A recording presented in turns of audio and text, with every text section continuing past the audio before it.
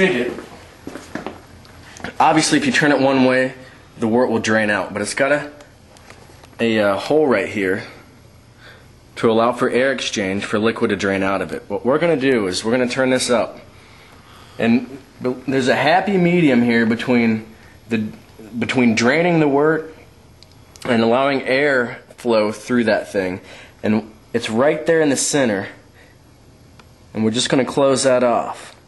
Then I'm going to go pick up my racking tube, which is this guy. I'm going to thumb off the tube. I'm going to pick up a little bit of that star sand. Basically what I'm trying to do is I'm trying to sanitize the inner part of that tube that's been sitting there for 3 weeks. So if you've got this turned to where right in the center between where that allows for air exchange and actually draining it, that will actually hold liquid. So just leave the star sand in there, and then I'll take this racking tube, head in first, and I'll make sure it's totally under the star sand, including the inside.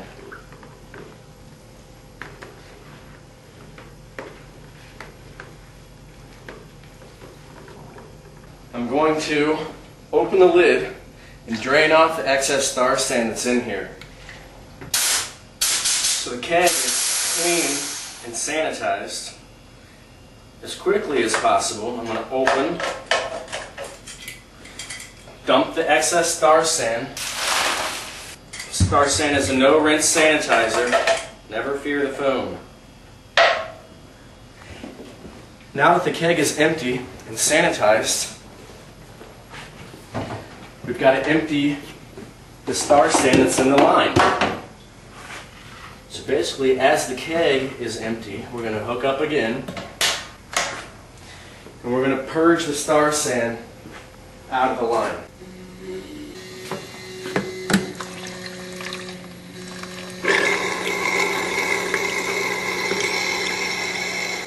I'm going to close it off, shut the gas off.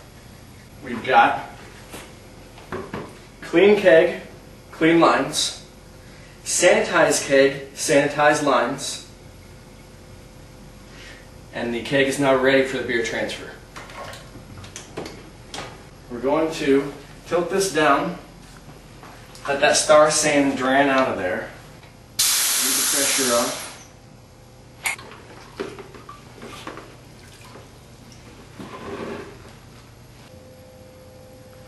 And hook the line up with the valve turned back into the position where it will allow air exchange. And we're just going to let the star sand fall out of the tube.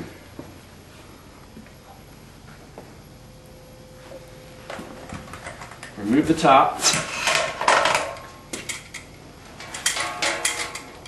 Just let that fall right into the bottom.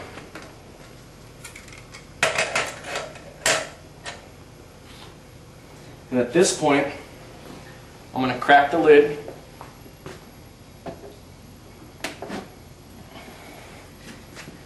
and drain the beer into the keg.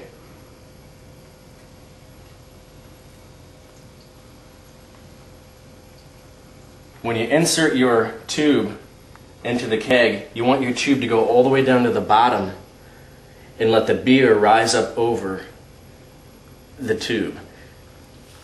I've seen some guys try to take the tube and hold it at the mouth of this and let the beer drain down the side of the keg. That's the wrong way to go about it, because when you do it that way, you fan the beer out, and it can become damaged by oxygen. It will become aerated at that point. You want to try and avoid that. So put the tube all the way at the bottom and let the beer rise up over it. Here in a second, the beer will start to, you'll start to see bubbles in it. Right, here it goes. That's the end of the beer. So what we'll do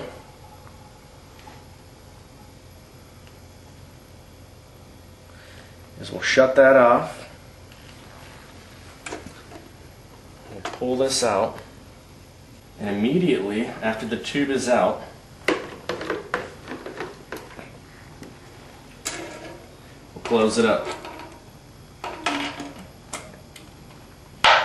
Have a look in the bottom of this for a minute.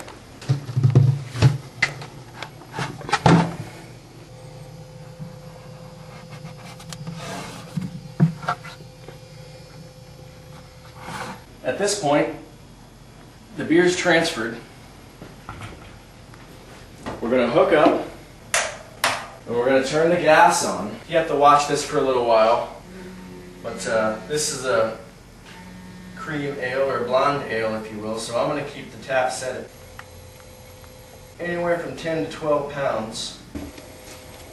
And then the final thing, as I put the lid on, there's a little bit of oxygen that made its way into the keg. Now that I've got the keg under pressure, what I want to do is I just want to bleed that oxygen off at the top of the beer. Just give it a couple little, that's all it takes. And then I'll put the beer back into the fridge to cool down and let it force carb. A lot of guys will lay the keg down at this point and roll it around. It causes carbonation to happen faster or sooner. I don't do that. I use the set and forget method. In about 1 week it'll be ready. I'm patient.